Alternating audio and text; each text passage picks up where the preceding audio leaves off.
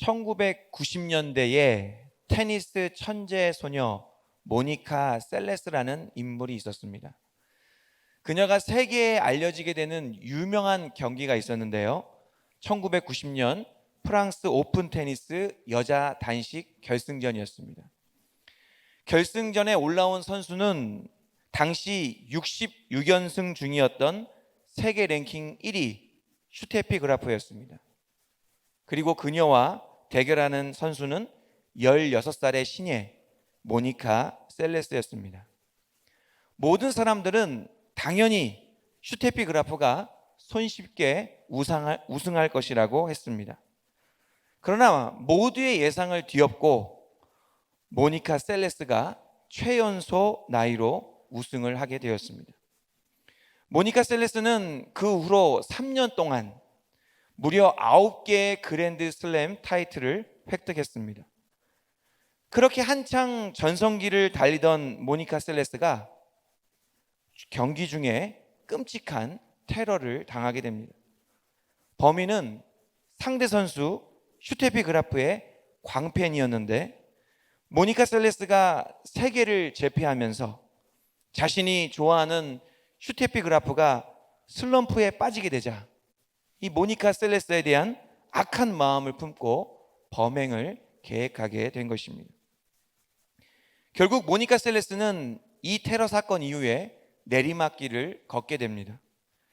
그녀는 대인 기피증, 또 우울증, 폭식증까지 앓게 되면서 주위 사람들을 안타깝게 했습니다. 셀레스는 그렇게 3년을 보내다가 아버지의 조언을 힘입어 마음을 다시 잡고 보란듯이 우승을 하기도 했습니다.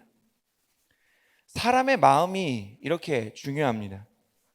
테러범이 자신이 좋아하는 선수를 위해 이 모니카 셀레스에 대한 악한 마음을 품고 그 마음에 지배당했을 때 한 사람의 인생이 나락으로 완전히 떨어졌습니다. 그러나 반대로 극심한 트라우마에 빠졌던 모니카 셀레스가 아버지의 조언을 힘입어 마음을 다시 회복했을 때 그녀는 모든 것을 극복하고 다시 한번 우승하는 자리에까지 나아갈 수 있었던 것입니다. 사람의 마음이 어떠하느냐에 따라 자신의 인생뿐만 아니라 다른 사람의 인생에게도 큰 영향을 줄 수 있습니다. 성경에서도 마음의 중요성에 대해서 말씀하고 있습니다. 잠언 4장 23절 말씀인데요. 모든 지킬 만한 것 중에 더욱더 내 마음을 지키라. 생명의 근원이 이에서 남이니라. 그 어떤 것보다도 마음을 지키라라고 말씀합니다. 왜냐하면 우리의 마음이 바로 생명의 근원이기 때문입니다. 우리의 마음 상태가 좋아야 우리는 생명력 있고 활기찬 삶을 살 수 있습니다. 마음 상태가 좋아야 나도 살 수 있고 다른 사람도 살릴 수가 있습니다. 그런데 모니카 셀레스의 테러범처럼 마음 상태가 악하고 그 마음에 증오와 분노를 품고 있게 되면 자신에게도 해가 될 뿐만 아니라 주변 사람들에게도 나쁜 영향을 미치게 됩니다. 코로나19로 인해 많은 분들의 마음에 우울 현상이 확산되고 또 장기화로 다들 마음이 지쳐 있습니다. 정부에서도 이러한 마음의 중요성을 인식하여 국민의 마음 건강 회복을 지원하고 코로나의 장기화에 대응하기 위해 심리 방역 활동을 하고 있다고 합니다. 한 예로 서울시에서는 마음 방역차라는 것을 운영하고 있는데요. 1톤 트럭에다가 무대를 설치해서 시민들이 있는 곳으로 찾아가 공연하고 그들의 마음을 위로하는 것입니다. 아무래도 이 코로나 시대를 우리가 잘 극복해내려면 무엇보다도 국민의 마음 상태가 좋아야 할 것입니다. 그렇다면 우리 교회의 역할도 분명해집니다. 교회가 위로와 소망의 메시지를 통해 모든 이들의 마음을 만져줄 수 있어야 합니다. 그래서 우리가 예배에 전심전력을 다하고 예배에 모든 것을 걸어야 합니다. 예배를 통해서 위로와 소망의 메시지를 듣고 또한 선포해야 하기 때문입니다. 그리고 불신자들에게는 행함과 진실함을 통해 위로와 소망의 메시지를 나누어야 됩니다. 불신자들이 예배에 올 수는 없으니까 우리의 삶을 통해서 그들에게 하나님의 위로와 소망의 메시지를 전해야 하는 것입니다. 우리 영혼교회가 그러한 역할을 감당하는 교회가 되기를 간절히 바랍니다. 코로나 중에도 예배의 열기가 활활 타오르는 교회, 지역사회에게 이전보다 더 존경받고 칭찬받는 교회가 되기를 간절히 바랍니다. 또한 이 자리에 모인 성도님들께서도 이 어렵고 힘든 시기에 하나님께서 우리에게 주신 위로와 소망의 메시지를 가지고 우리의 마음을 잘 지켜내셔서 끝까지 잘 견디시고 승리하실 수 있기를 간절히 바랍니다. 그래서 말씀을 통해 우리의 마음을 지키는 방법, 기도에 대해 전하고자 합니다. 우리 34절 말씀 우리 함께 한 목소리로 읽어보겠습니다. 너희는 스스로 조심하라. 그렇지 않으면 방탕함과 술 취함과 생활의 염려로 마음이 둔하여지고 뜻밖의 그날이 덕과 같이 너희에게 임하리라. 오늘 말씀은 예수님의 감람산 강화의 마지막 부분입니다. 예수님께서는 무리들과 제자들에게 종말의 시기에 준수해야 할 실제적인 행동 지침을 말씀하고 계십니다. 여기서 우리가 주목해야 할 것은 예수님께서 이 경고의 말씀을 유대인에게 하신 것이 아니라는 것입니다. 예수님께서는 이 경고의 말씀을 제자들과 무리들에게 하셨습니다. 예수님께서는 자신을 잘 따르고 있는 이들에게 말세 때 스스로 조심하라고 왜 경고하신 것입니까? 그것은 스스로 조심하지 않으면 반드시 넘어지기 때문입니다. 훌륭한 신앙의 선조들 가운데서도 스스로 조심하지 않으므로 넘어지는 경우가 있었습니다. 창세기의 노아는 홍수 심판 이전에 당대의 의인이었지만 심판 이후에 포도주에 취하여 옷을 벗는 실수를 저질렀습니다.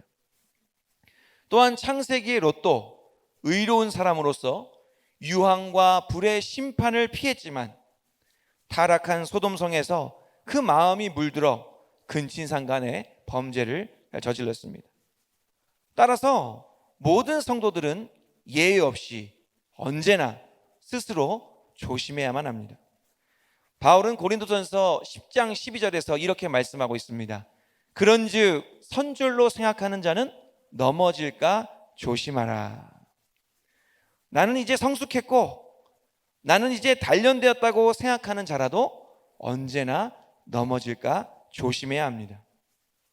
무엇을 조심해야 하느냐? 예수님께서는 구체적으로 세 가지를 말씀하셨습니다. 방탕함, 술 취함, 생활의 염려를 조심하라고 말씀하십니다. 여기서 방탕함이라고 하는 것은 자신이 가지고 있는 재물을 낭비하여 다 탕진하는 것을 의미합니다. 이 마음이 세상의 쾌락과 관심에 푹 빠져서 자기가 가진 모든 것을 다 소진한 사람들의 모습을 나타낸다고 할 수 있습니다. 다음으로는 술 취함인데 이것은 만취한 상태를 이야기합니다. 바울은 에베소서에서 성령 충만과 술 취함을 대조하면서 말씀한 적이 있습니다. 그 마음에 하나님이 충만한 것이 아니라 세상이 충만한 것을 의미한다고 할 수 있습니다. 그리고 생활의 염려라는 것은 여기서 이 염려라는 말의 원어의 의미는 다른 방향으로 이끌리다 이런 뜻이 있습니다. 그러니까 우리의 마음이 여러 가지 생활의 근심과 걱정으로 나누어져 있고 흩어져서 갈피를 못 잡고 정함이 없는 상태를 말하고 있습니다. 예수님께서 말씀하신 이 세 가지가 전부 우리의 마음과 관련되어 있습니다. 마음이 세상의 쾌락과 관심에 빠져 있거나 마음이 세상으로 충만하거나 마음이 세상의 근심과 걱정으로 흔들리는 것입니다. 그래서 예수님께서는 이런 것들로 인해 우리의 마음이 둔하여진다라고 말씀하고 있습니다.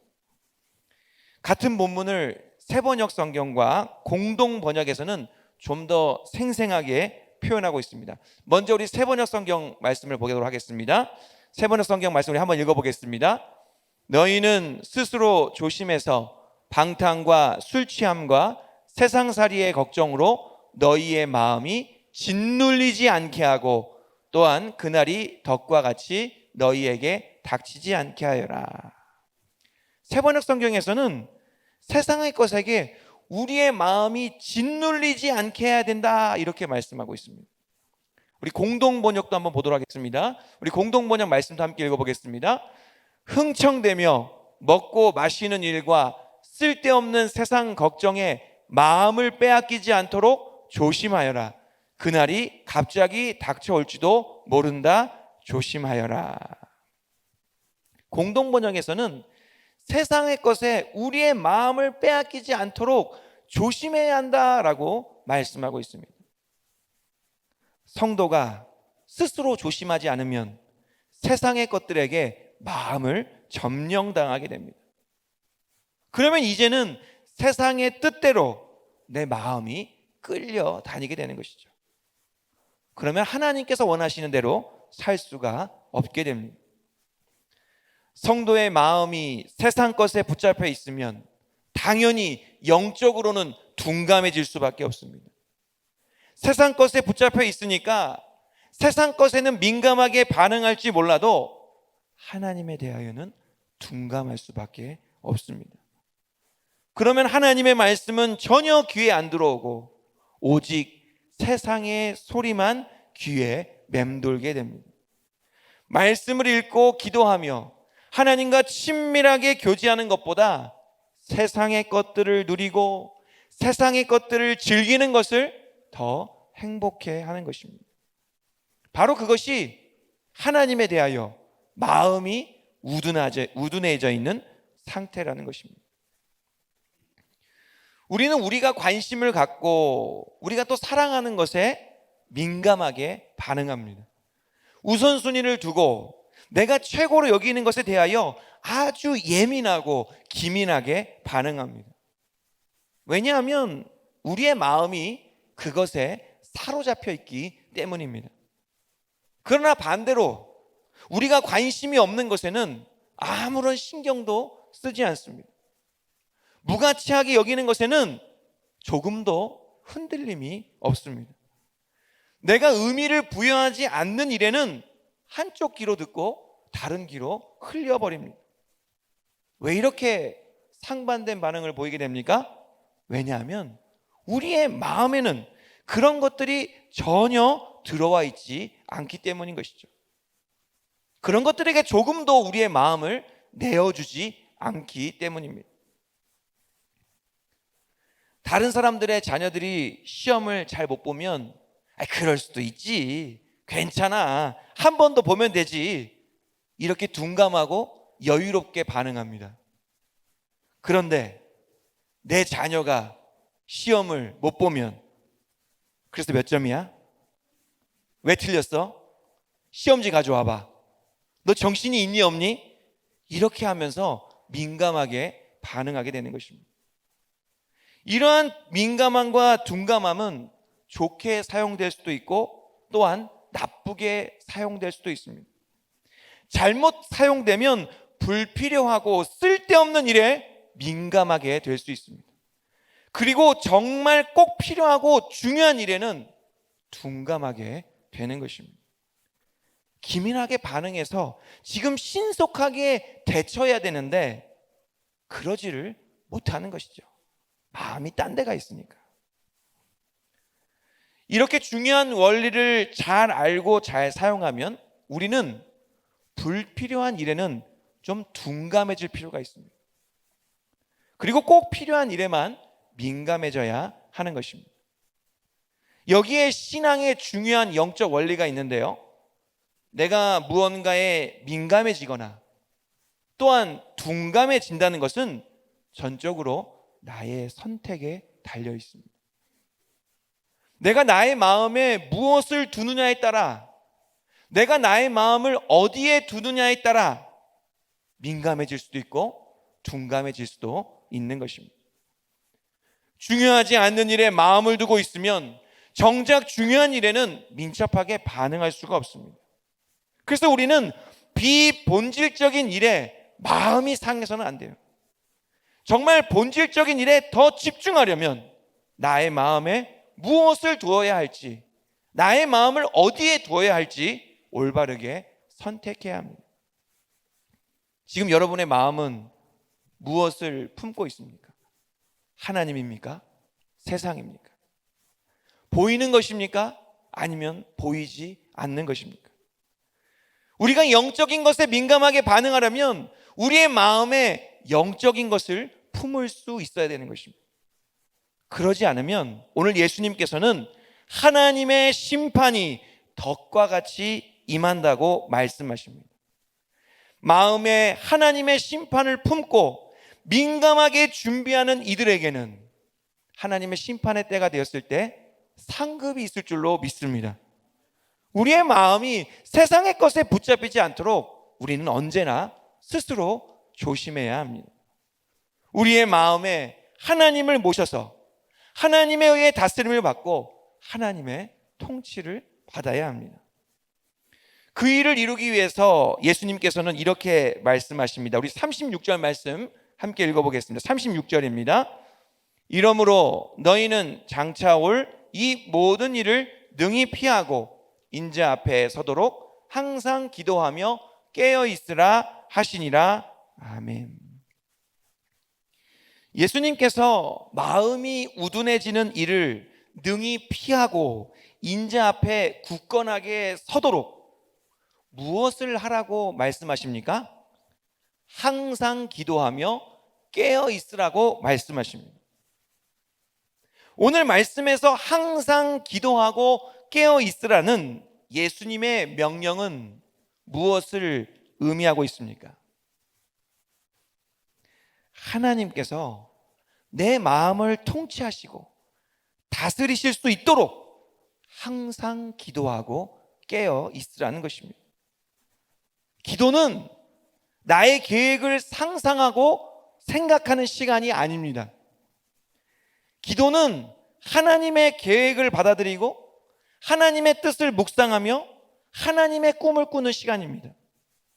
기도는 하나님과 대화하고 하나님과 소통하면서 하나님께 나를 내어 드리는 것입니다. 즉 하나님께서 내 마음을 주관하시고 다스리시도록 우리는 항상 기도하고 깨어 있어야 하는 것입니다. 이것이 안 되면 기도하면서도 하나님은 안 계시고 나만 있게 됩니다. 내가 무엇을 하겠습니다. 내가 무엇이 되겠습니다. 내가 무엇을 갖겠습니다. 하나님께 기도를 드린다고 한다면, 진정으로 하나님께 올바른 기도를 드린다고 한다면 이러한 기도가 바뀌어야 됩니다. 어떻게 바뀌어야 되느냐? 하나님께서 원하시는 것을 하겠습니다. 하나님께서 바라시는 것이 되겠습니다. 하나님께서 허락하시는 것을 갖겠습니다.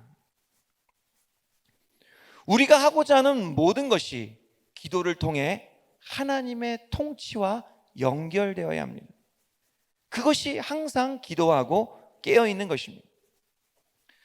다니엘서에 보니까 느부갓네살 왕이 바벨론의 왕궁 꼭대기에서 뭐라고 말했습니까? 세번역 성경으로 우리 다니엘서 4장 30절 말씀을 보겠습니다. 내가 세운 이 도성, 이 거대한 바빌론을 보아라.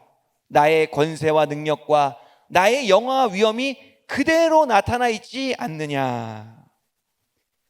느부갓네살 왕이 내가 바로 이 거대한 바벨론 성을 세웠고 이 성이 바로 나의 권세와 능력이고 이 성을 통해 나의 영화와 위엄이 나타났다라고 말할 때에 그의 입에서 이 말이 아직 끝나지도 않았는데 하늘의 하나님께서는 느부갓네살 왕을 폐위시키십니다. 하나님의 통치와 다스림에는 전혀 관심이 없고 다 내가 한 것이라고 교만하게 굴 때 하나님께서는 모든 것을 다 빼앗으십니다.